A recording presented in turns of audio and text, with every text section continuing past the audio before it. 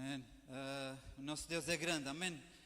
E nesta noite já temos desfrutado um pouco o que é sentir a presença de Deus, e nós precisamos constantemente de nos relembrar uns aos outros quem Deus é e aquilo que Ele quer fazer na nossa vida. E de facto é isso que nós fazemos quando nós nos reunimos, não é? Cantando com uma melodia e dizendo aquilo que está no nosso coração, não é? E aquilo que nós falamos, nós cantamos, está no nosso coração. E de facto Deus é grande, e nesta noite quero ler um texto que está no Evangelho de segundo São João. É o prólogo de João, o evangelista João, capítulo 1, do versículo 1 ao versículo 18. E aquilo que queria trazer para os amados irmãos esta noite tem a ver com o relacionamento que nós encontramos na pessoa bendita de Deus, Pai, e o Verbo, Jesus. E o Evangelho de João fala deste relacionamento e da riqueza. E nós, como seres humanos, nós precisamos de perceber quais são os princípios que orientam a nossa vida no que diz respeito aqui aos relacionamentos, não é? Os nossos jovens e adolescentes estão neste momento ali no retiro. O tema é sobre relacionamentos. Nesta noite também iremos falar um pouco daquilo que nós vemos nestes versículos sobre aquilo que os princípios que Deus tem para nós. E de facto nós carecemos muito de ler a Bíblia e retirar aquilo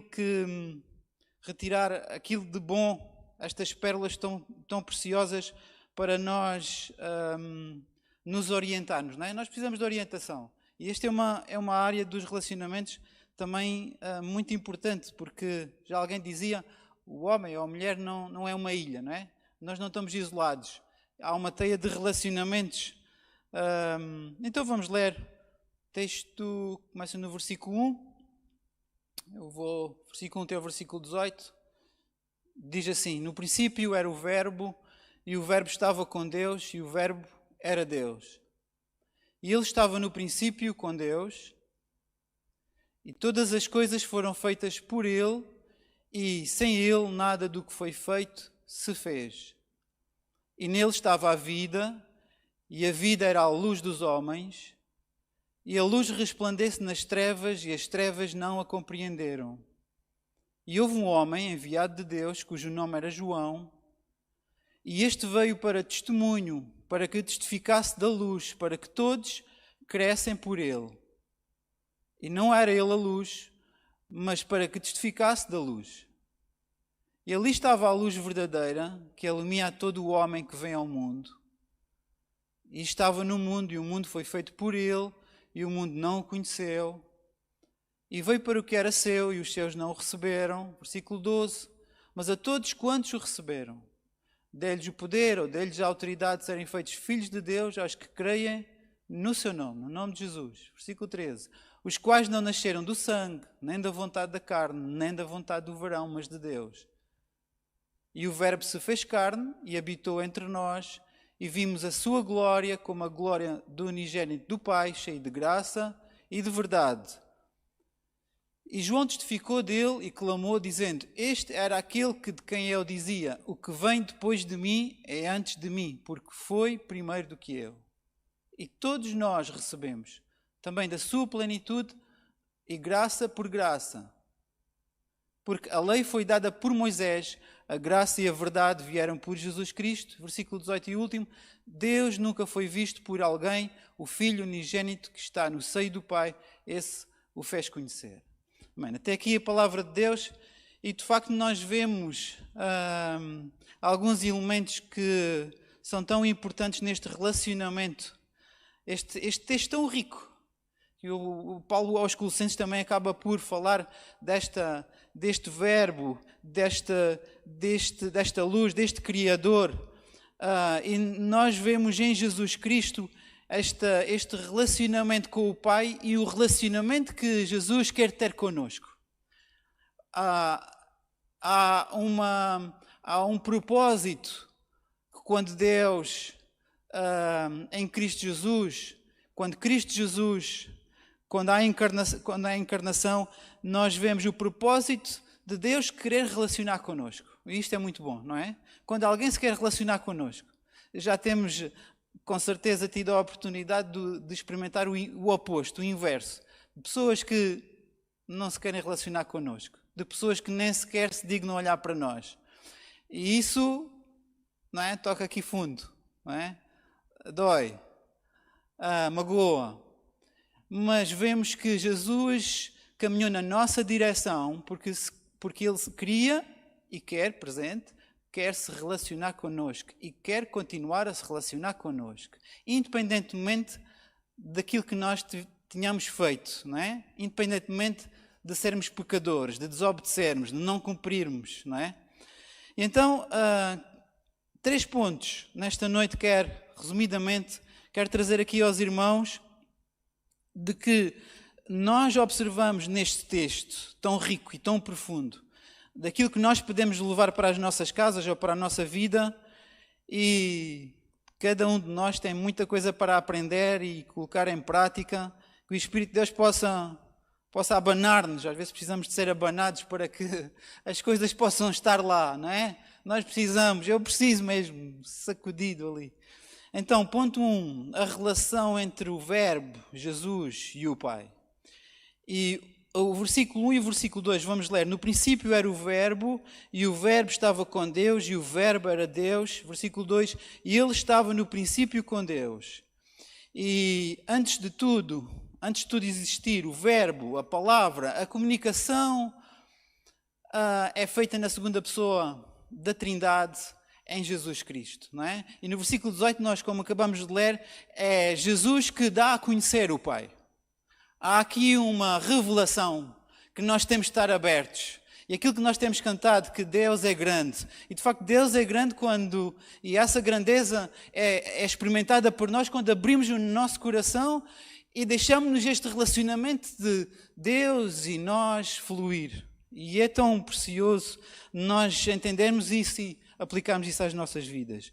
Então, esta comunhão entre Jesus, entre o Logos divino e o Pai, era uma realidade, era uma comunhão íntima, era um relacionamento familiar, próximo, íntimo. Este relacionamento interno entre Pai e Filho serve como um modelo para nós de união e de harmonia. E é isso que nós devemos buscar, olhando para aquilo que a Palavra de Deus nos mostra deste relacionamento íntimo de união e de harmonia. E há um propósito, há um objetivo, não é? Quando Jesus encarna, quando Jesus ressuscita, o Espírito Santo desce, existe um propósito nas várias fases. O Verbo era Deus. No versículo 1 nós vemos que o Verbo era Deus. A unidade entre o Verbo e Deus Pai não é apenas de proximidade. E nós no texto em grego, no versículo 1, nós percebemos, nesta versão em português há coisas que não nos conseguimos aperceber, mas na tradução original em que foi escrita em grego, há uma movimentação, há uma dinâmica ali. Jesus não está de braços cruzados, o Verbo não está de braços cruzados, o Pai não está de braços cruzados. Existe ali um movimento. A frase mostra que há um movimento ali. Ou seja, o relacionamento não é estático. O relacionamento é um relacionamento que se mexe. Não é relacionamento apenas de intenção. É um relacionamento que vai. E nós somos chamados a ir. É mais cómodo ficarmos, não é? Que os outros possam vir ter connosco. O mais difícil é nós irmos. Então quem tem personalidades mais fechadas, muito mais complicado, não é? Muito mais esforço. O que é que isto nos ensina? Ensina-nos que os relacionamentos mais profundos e duradouros baseiam-se não apenas na proximidade física, mas numa comunhão com propósitos e com valores. Propósito e valor. Há propósito no relacionamento. Não é em vão. Existe um projeto. E nós estamos envolvidos neste projeto de Deus. Com as nossas dificuldades, com as nossas fragilidades, como nós somos, não é? Como nós somos. Mais do que aquilo que nós conhecemos, não é? Ao espelho. Como nós somos, nós estamos neste plano. E então no versículo 3, nós vemos que tudo foi criado por meio do Verbo. Versículo 3, e todas as coisas foram feitas por Ele, e sem Ele nada do que foi feito se fez. E o poder criativo de Deus foi manifesto através desta criação do Verbo, Jesus. E nos relacionamentos humanos nós também somos chamados a sermos criativos, a usar a criatividade. Isso é algo divino em nós, a criatividade. Os animais não podem ser criativos como nós somos criativos. Há instinto, não é? É certo, há muitas coisas que eles conseguem fazer, coisas fenomenais, mas esta criatividade que nós temos, que Deus nos tem dado, é uma coisa que é tão bom nós usarmos. Então, somos chamados a sermos criativos, construtivos, a edificar e não a destruir. É fácil destruir. Nós destruímos num minuto, num segundo, numa hora, num dia. As vidas destroem-se, não é? Em poucos segundos. Os edifícios também em poucos minutos, não é? As implosões. O prédio vem abaixo, o arranha-céus vem abaixo. Mas a construir, quanto tempo é que leva um arranha-céus a construir? Quanto tempo é que leva uma vida até aos 30, aos 40, aos 50, aos 60 anos, não é? São anos, são décadas. E de facto, para destruir é tão simples. E está nas mãos do homem, muitas das vezes, utilizar esse poder destruidor. Mas, por outro lado, nós podemos ser capacitados e inspirados por Deus a fazermos parte da criação, a construir, a edificar. E nós somos chamados a isso. Porquê? Porque o nosso Jesus, aquele que nós queremos ser parecidos, se relaciona dessa forma. Ponto 2. O Verbo se fez carne. E é este passo na nossa direção, esta beleza que nós encontramos nos Evangelhos, que nós não encontramos em mais lugar nenhum dos muitos livros religiosos que existem pelo planeta fora, não é? Então, sabendo que nós somos pecadores, que não merecíamos, Jesus caminha na nossa direção. Então, o Verbo, a segunda pessoa da Trindade, resolve encarnar porque há essa necessidade. E então, no versículo 14, vamos ler o versículo 14, diz: e o Verbo se fez carne e habitou entre nós, e vimos a sua glória, como a glória do unigênito do Pai, cheio de graça e de verdade. Cheio de graça e de verdade. Graça tem a ver com aquilo que nós não merecemos.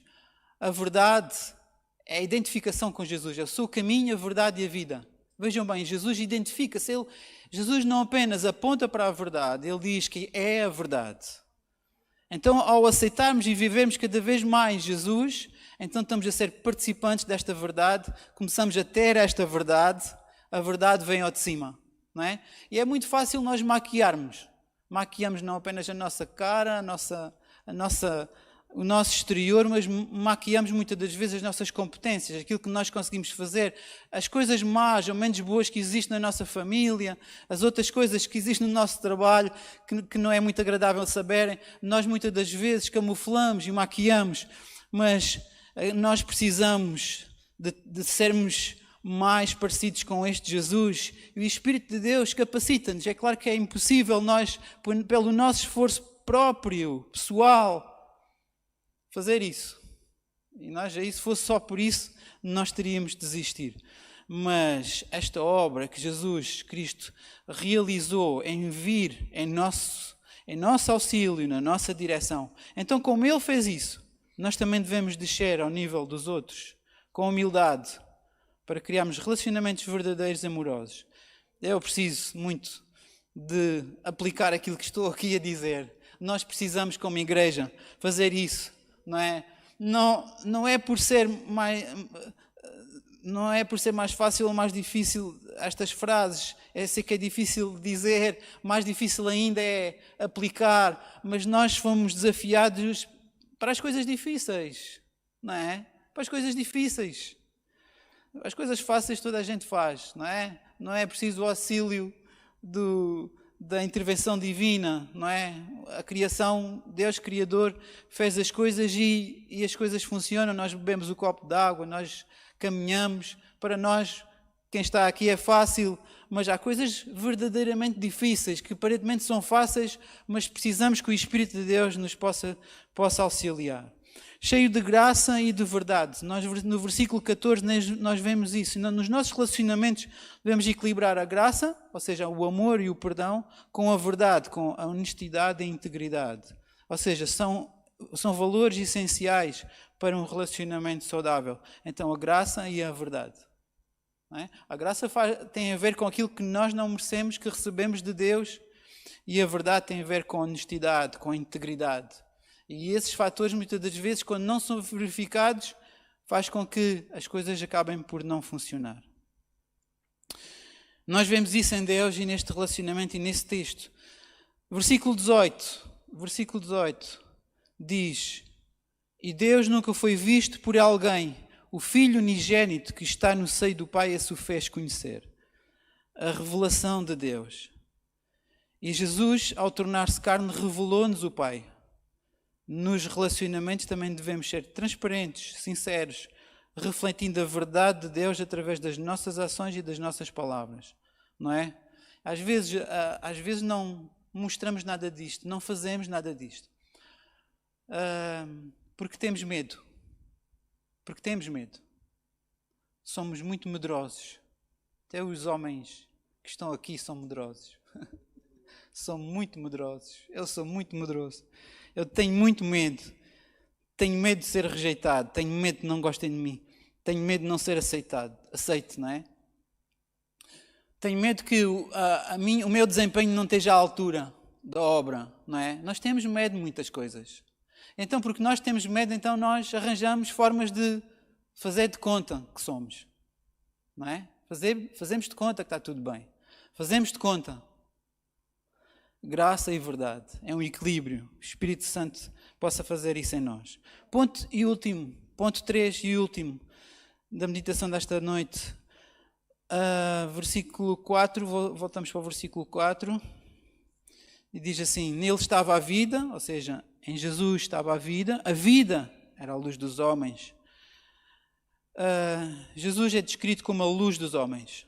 E a luz serve para indicar e orientar o nosso caminho, para indicar quais são os obstáculos, de que forma é que nós devemos de trilhar, não é? O caminho. A luz indica-nos aquilo que nós devemos escolher. E nos nossos relacionamentos nós somos chamados também a ser luz, a oferecer direção, a oferecer esperança, a oferecer encorajamento. Não é? Os irmãos podem dizer: mas isso muitas vezes falta em mim. Como é que eu posso fazer isso com os outros? Não é?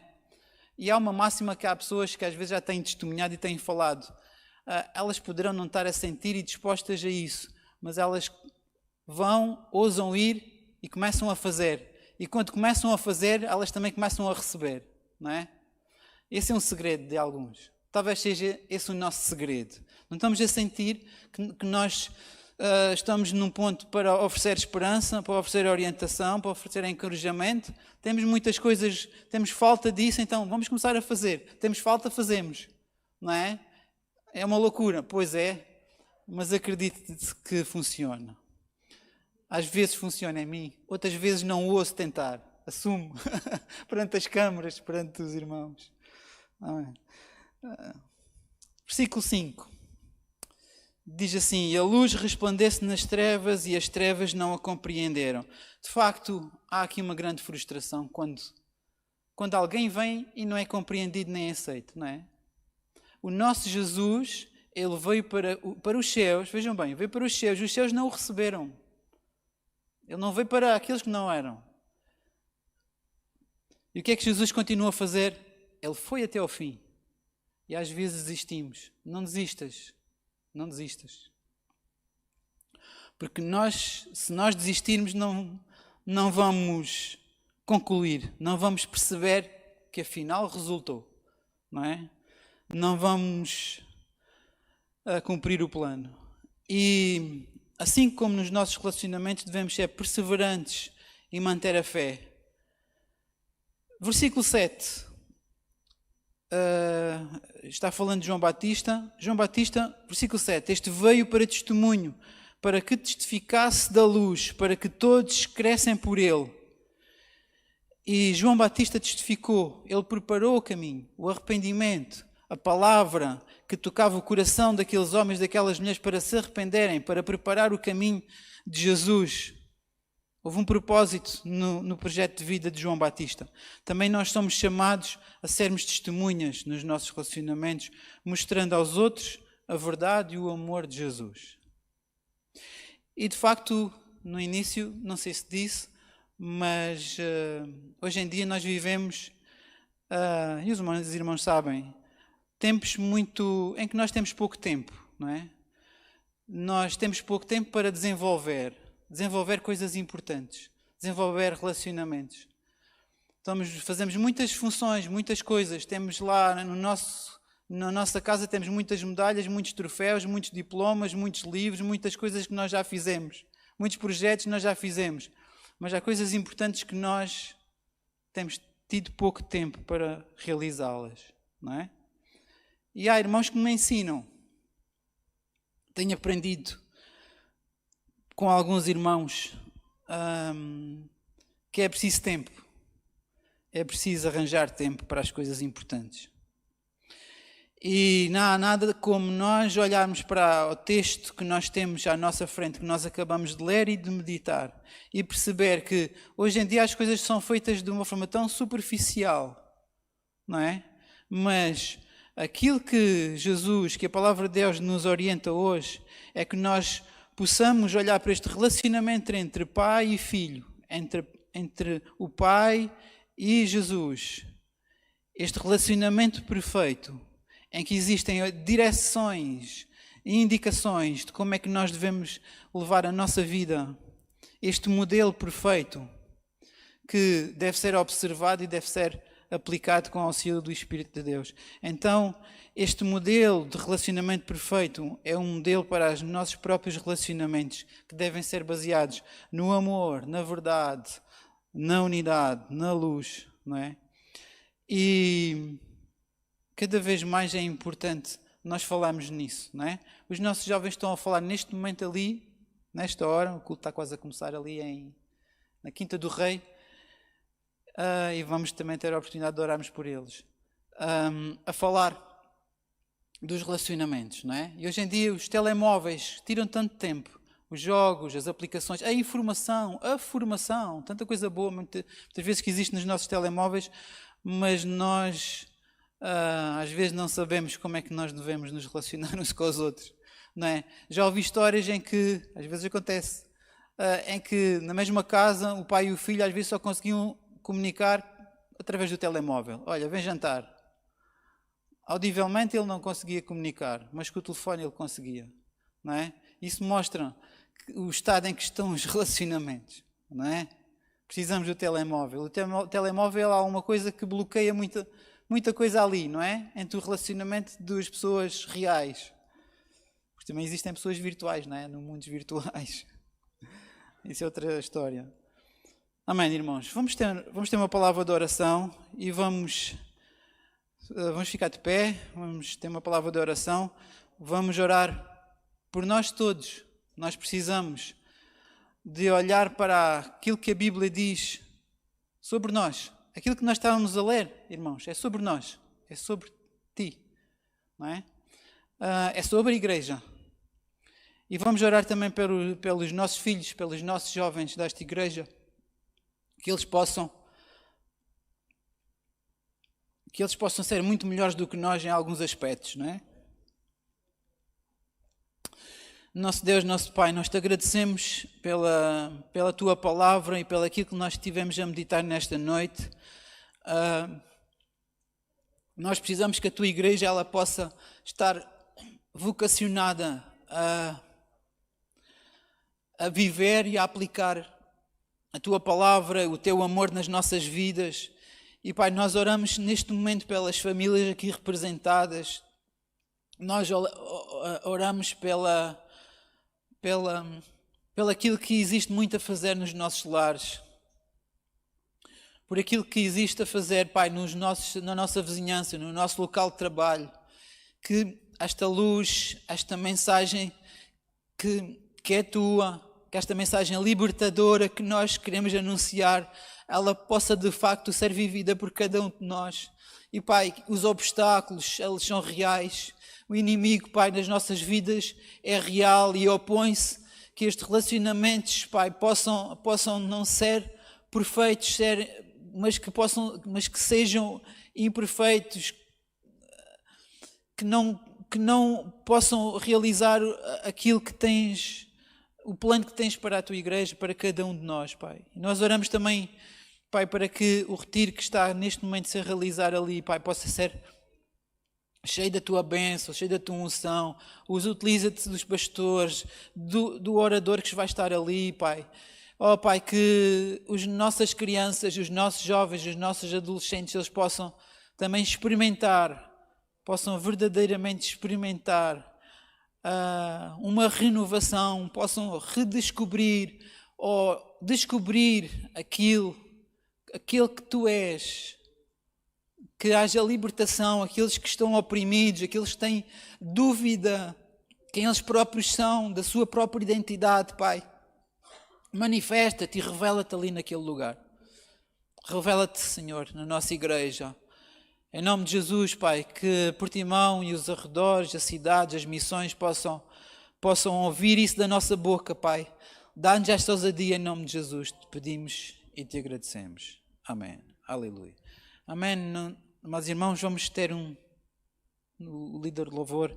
Amém. Vamos ter o tempo para louvar e adorar o nosso Deus. Amém.